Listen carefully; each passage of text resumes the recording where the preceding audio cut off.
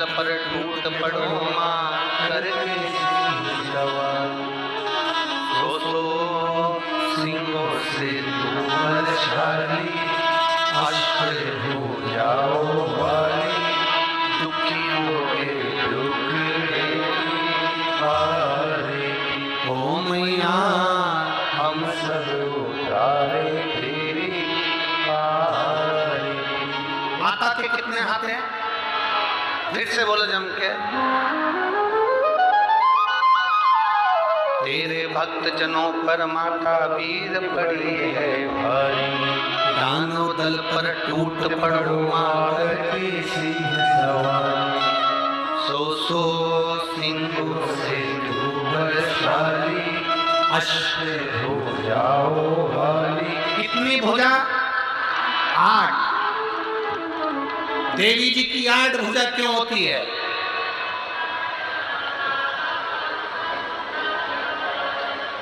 भगवान शंकर की 4 भुजा, भगवान नारायण की 4 भुजा, द्वारकाधीश की 4 भुजा, तिरुपति बालाजी की 4 भुजा।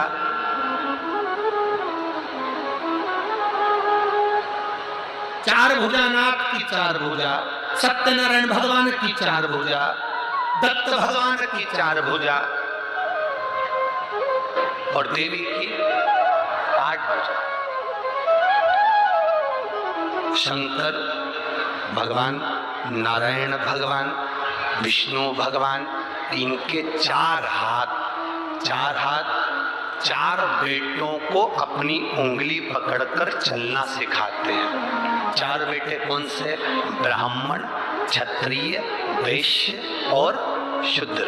ये 4 बेटों को मेरे भगवान ने अपने 4 हाथ से पकड़ कर रखा है।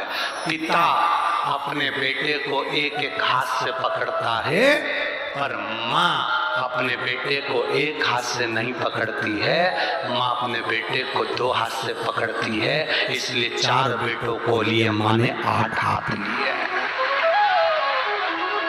4 बेटों को संभालने के लिए माँ भवानी दुर्गा ने अपने 8 हाथ धारण करे। एक बेटे को 2 हाथ से संभालती है, ब्राह्मण को 2 हाथ से संभाला तो क्षत्रिय को 2 हाथ से संभाला, वैश्य को 2 हाथ से संभाला तो शूद्र को 2 हाथ से संभाला। वो तो भारत का विभाजन करने वाले, सनातन धर्म को तोड़ने वाले ये विधर्मी आज के जमाने में कहते हैं कि ब्राह्मण ऐसा, क्षत्रिय वैसा, वैश्य वैसा, शूद्र वैसा। सब केवल अपनी वोट की राजनीति करने के चक्कर में पूरे भारत के सनातनियों को बांटा जा रहा है। वोट की राजनीति करने के लिए भारत के सनातनियों को बांटा जा रहा है। पर कभी भगवान से जाकर कोई प्रश्न करे, मेरे चतुर्भुज भगवान तुम्हारे 4 हाथ, तिरुपति के बालाजी के 4 हाथ, कभी लक्ष्मी नारायण के 4 हाथ, भगवान विष्णु के 4 हाथ, दत्तात्रेय भगवान के 4 हाथ, मेरे भोलेनाथ के 4 हाथ, कभी उनसे पूछा जाए? क्योंकि पिता एक हाथ पकड़कर अपने बच्चों को चलाते हैं, एक हाथ पकड़कर पिता। और माँ का फर्ज है, माता अपने बेटे को दोनों हाथों से उठाती है। माँ अपने बेटों को दोनों हाथों से, माँ अपने बेटे को दोनों हाथ से संभालती है, क्योंकि वो माँ है, वो माता। माता अपने पुत्र को दोनों हाथों से संभालती है। अब तेरे भक्त जनों को माता वीर पड़ी है और दानव दल पर, आप भी बोलिए, दानव दल पर टूट पड़ो माँ करके सिंह सवार। सो सिंह से तू बलशाली, आश्रय हो जाओ वाली, दुखियों के टुकड़े मारे। ओ मैया हम सब उतारे तेरी आरती। माँ महिषासुर को मारने के लिए जब प्रगटी, माँ ने जब महिषासुर का संहार करा, हमारे देवता कभी किसी जाति में किसी को नहीं बांटे। अगर जाति में बांटे हुए होते तो मेरे राम शबरी के दरवाजे पर जाकर झूठे बेर ना खाते। भिलनी के हाथ के वो झूठे बेर मेरे राम ना खाते। क्यों आए? अरे भक्तों के घर भी सांवरे तेरा दर्शन के नैन बावरे दर्शन दिया कहते हैं प्रेम से प्रभु चिल के भी खा गए कहते हैं प्रेम से प्रभु चिल के भी खा गए शबरी के झूठे भी खाती रहा दर्शन के नैन बावरे दर्शन दिया। जब इस पंचवटी में सूर्पनखा की नाक कट गई थी, लक्ष्मण जी की आंख से आंसू गिरे। इस पंचवटी में नासिक की पवित्र भूमि पर जहां आप लोग बैठकर शिव पुराण की कथा सुन रहे, गोदावरी के तट पर लक्ष्मण जी की आंख से आंसू बहे। राम जी ने पूछा, लक्ष्मण आपकी आंख में आंसू? हाँ भैया।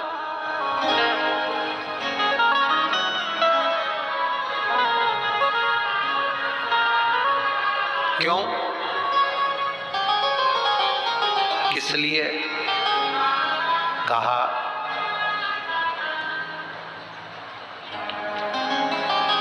सूर्पनखा कुरूप हो गई, सुंदरता चली गई क्योंकि उसकी नाक चली गई। कुरूप। राम जी कहते हैं, लक्ष्मण जो नास्तिक होता है, जो भगवान को कभी नहीं भजता, कभी दूसरे के दुख को देखकर दुखी नहीं होता, सुख को देखकर सुखी नहीं होता, जो कभी परमार्थ के लिए नहीं जीता, वो एक दिन मरने से पहले कुरूप हो ही जाता है। भगवत भक्ति उसके अंतर्गत नहीं है, भजन का सुख उसके अंतर्गत नहीं। जैसे महिषासुर मरा, महिषासुर की बहन थी महिषी। महिषी, उसको मालूम पड़ा मेरा भाई मर गया। अकेली महिषी ने विचार करा, मैं जाऊं तो जाऊंगा। सारे तीर्थों में महिषी घूम कर आ गई, मैं कहीं बैठकर तब साधना करूंगी, ब्रह्मा जी से वर पाऊंगी। भगवान नारायण की साधना करी, वर नहीं मिला। शिव की आराधना करी, वर नहीं मिला। ब्रह्मा की आराधना करी, वर नहीं मिला। ये गोमती, ये गोदावरी, ये कोई आज की नहीं, पूर्व की है। महिषी को मालूम पड़ा गंगा के तट पर बैठकर करा गया भजन फल देता, तो गंगा के घाट पर जाऊं।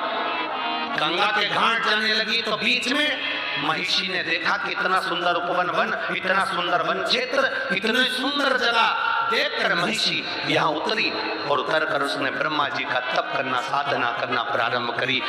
इस गोदावरी के जल का महत्व इतना है कि गंगा जी के घाट पर कोई तप करे तो 1000 वर्ष तक तप करता है, तब फल मिलता है। और गोदावरी के तट पर बैठकर यदि मात्र 24 घंटे भी भगवान का नाम लेकर पुकार ले तो फल प्राप्त हो जाता है। बोल गोदावरी माता की। वो गोदावरी का तट अब महिषी को नहीं मालूम था, वो तो सुंदर वन, सुंदर उपवन, सुंदर जगह को देखकर, गोदावरी का तट देखकर महिषी उतर गई।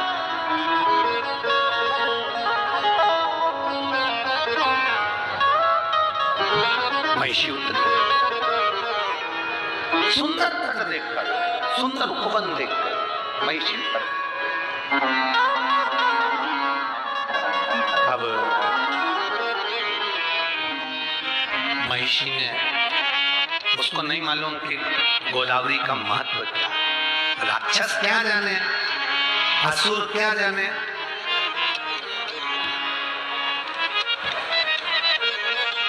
गंगा जी के घाट पर दो तरह के लोग स्नान करने जाते हैं।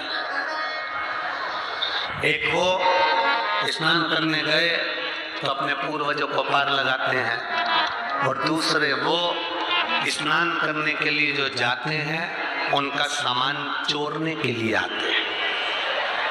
बोलो सही है कि गलत? जैसे ही तुमने कपड़े उतार कर सामान रख कर गंगा में लगाई डुबकी, तुम बोले हर हर गंगे, और उन्होंने कर दो तुम्हें नंगे।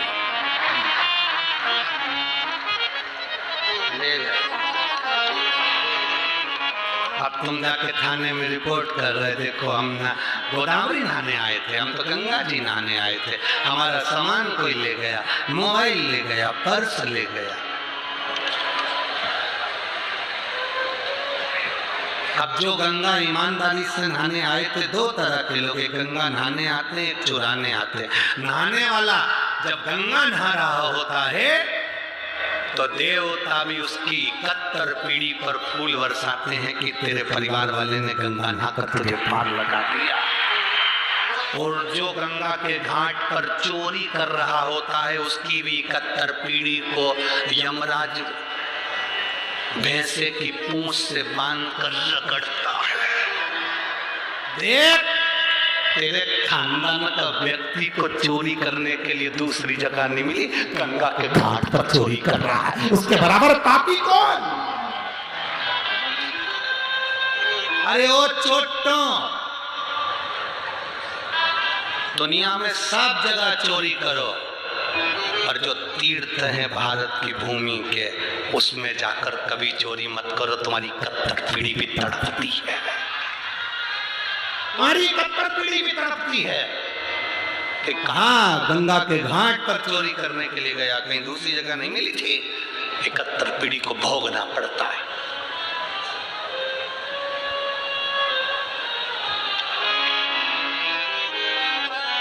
चोटा चोरी कर करके कितना सामान ले जाता है। एक मंगलसूत्र ले गया, चेन ले गया, लाख रुपए का सामान ले गया, तो भी चोटा कभी लखपति करोड़पति नहीं बना। आज तक के चोटा की चोटा ही है।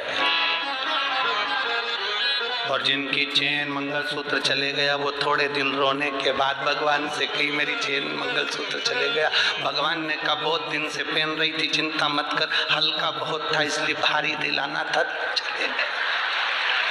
टेंशन क्यों लेती है, चिंता ना। इसलिए आशीष बार बार कहते हैं अपनी चेन अंगूठी मोबाइल पर्स लेकर यहाँ मत आओ, सावधान। इंडिया क्यों आते हो, क्यों लाते हो, कहता है तुम सुनो तब तो।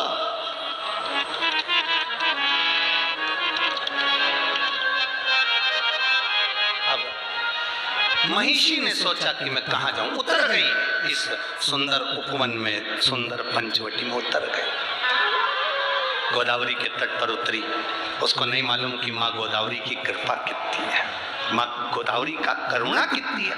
जिसने शास्त्र नहीं पढ़ा, जिसने वेद नहीं पढ़ा, जिसने शास्त्रों का अध्ययन नहीं करा, वो कह सकता है कि शिवलिंग में क्या है, वो कह सकता है कि त्र्यंबक में क्या है, वो कह सकता है कि शंकर होते क्या है, वो कह सकता है गोदावरी का मतलब क्या है, वो कह सकता है सप्तशृंगी माता का मतलब क्या है। जिसने वेद शास्त्र पुराण पढ़े होते हैं वो समझता है कि गोदावरी के तट का महत्व क्या है, कपालेश्वर का महत्व क्या है, राम जी के नाम का महत्व क्या है, त्र्यंबक के नाम का महत्व क्या है। वो जानता है कि शिव महापुराण का महत्व क्या है। महिषी नहीं जानती थी कि मतलब क्या। वो तो बैठ गए। अब उसने सोचा मुझे स्नान करना है, स्नान करूं तो क्या करूं। पहली बार महिषासुर की बहन महिषी गई उपवन में बैठकर इस पंचवटी में गोदावरी का स्नान करी तो बड़ी सुंदर सी हो गई, सुंदर सी बनकर। अब महिषी का मतलब जानते हो ना तुम? अरे बोलो तो जम के, महिषी मतलब, अरे बोलो तो। महिष का मतलब क्या होता है? भैंसा। और महिषी का मतलब भैंस। अब भैंस ने सोचा कि मैं आई और नहाते से सुंदर हो गई, तो भैंस कैसी हुई होगी? Miss India. अब भैंस कैसी होगी? कहा गोदावरी के जल में शंकर की जटा से सप्त धारा जो गोदावरी निकली है, उसकी धारा में वो सुख है कि कोई पापी से पापी जीव भी उसमें कूद कर स्नान कर लेता है निष्कपट भाव से, तो वो मनुष्य की देह धारण कर लेता है। वो गोदावरी कूदी, महिषी सुंदर स्त्री का रूप ले ली, बैठ गई, उसको स्मरण नहीं आ रहा कि मैं भैंस से स्त्री बन सकती हूं। कई लोग ऐसे हैं जो भैंस से स्त्री बन गए, पर कई ऐसे हैं नहीं बोले।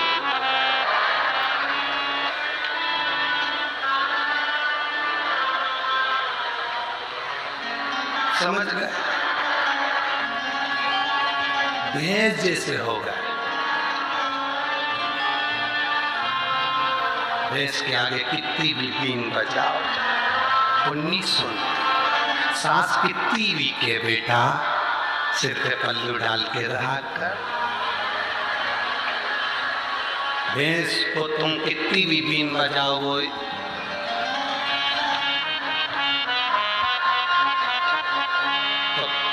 कोई ऐसे हैं जो भैंस से स्त्री बन जाते हैं, और कोई ऐसे हम नहीं बोलेंगे। देखो हमको 4 दिन और लेना, 3 दिन और लेना, कहाँ आफत बोल रहे नासिक वालों से आफत बोल रहे के कहाँ जाए। तो कोई वो भैंस से स्त्री बन जाए, कोई स्त्री से भी भैंस बन जाए, तो बात नहीं। कितना के उनसे अरे बेटा ऐसा कर ले,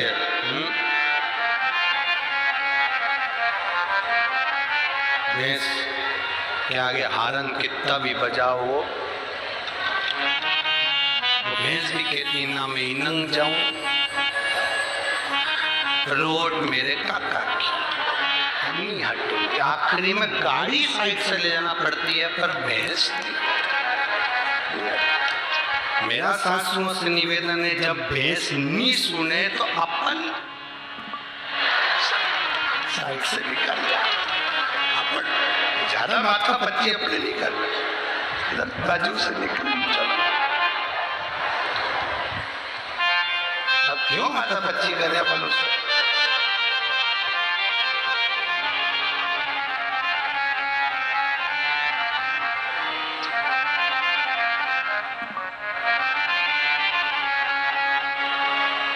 देवा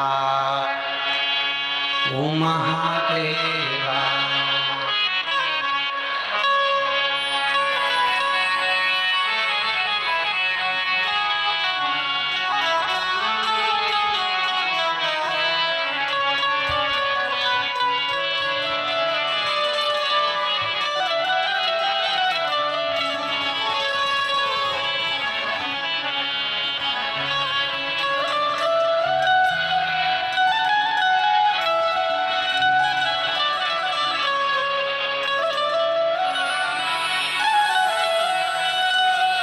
शुरू नहीं करा है।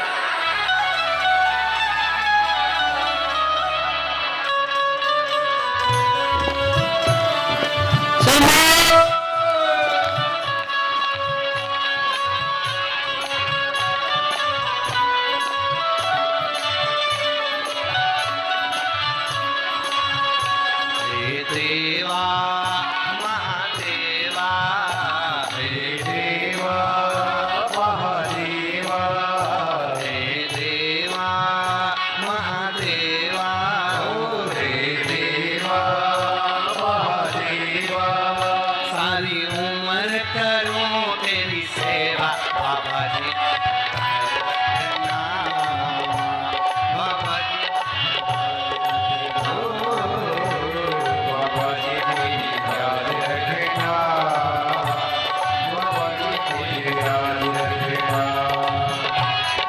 देवा महादेवा, हे देवा महादेवा, हे देवा महादेवा,